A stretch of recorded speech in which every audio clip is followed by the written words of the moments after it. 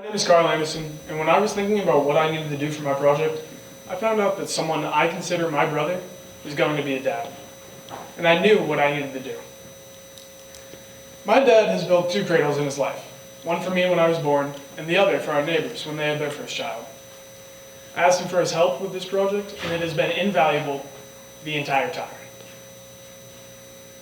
That being said, Ayumide Ayimaku, otherwise known as Annie, is someone who has had an impactful and meaningful effect on my life. Have you ever wanted to show how much you appreciate what someone's done for you? Now, I met Annie back in 2012, back when I was 8. He was a student at NEC, and my mom would bring me to watch some of the rugby games. Now, my mom, being the lady she is, she would bring the teams over to our house from time to time, give them a nice home-cooked meal, and just give them some time off from school. So Annie, being part of that team, came over, and over that time, I got to know him better. We got closer, and he would come over for holidays and other events, and our relationship grew. Annie has always been there for me. He's always been kind, caring, and supportive. He's hung out with me, and we still spend time now. Annie is family now, and someone I am more than happy to call my brother. That being said, to show my appreciation, I wanted to do something for him that I thought was meaningful. So, I decided to build the cradle. To get started, I needed to know what I was doing, so I went ahead and bought some plans, and I decided to use white ash for the type of wood. The first thing I needed to do was cut all the wood to the proper size for all the individual pieces. And then I had to do some sanding, get rid of some rough edges, make it look a bit better. Next up was joining the basket ends together using a biscuit joiner and biscuits. Right there you can see it drying with the glue. After that, I had to do some shaping, give it a nice look so it's not just a bunch of jagged edges. I did that using a skill saw and a drill press to get some inner curves and radiuses. And then I had to do some more sanding to get rid of those rough edges. After that, I did some more joining to make the stands that the basket would sit on.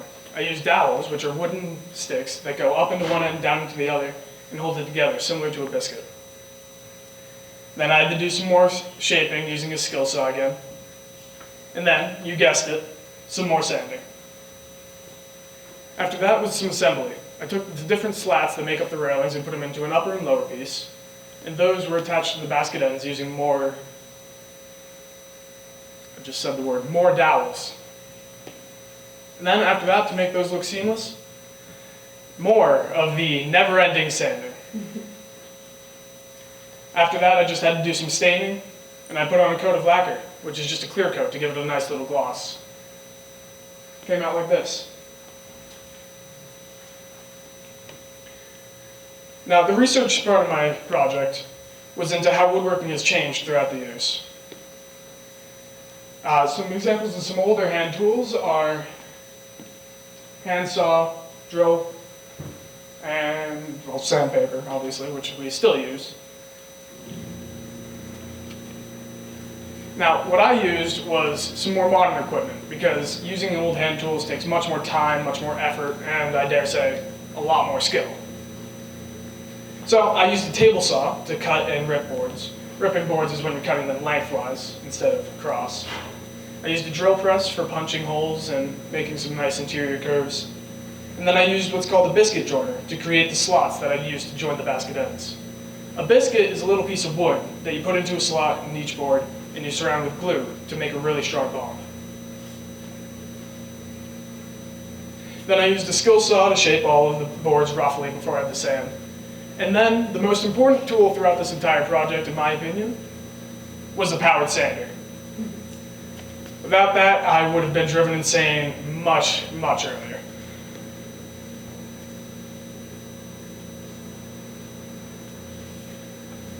So to wrap things up, I just want to share a story with you that I think shows my relationship with Annie.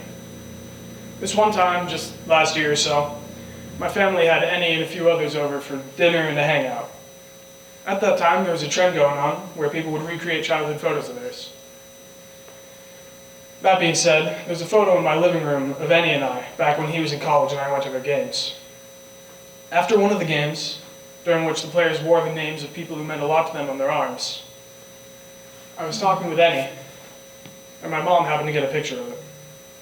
On that night last year, we tried to recreate that photo. This is just one time that I think shows our connection and our relationship and how much he means to me. And it just reminds me why I started this project.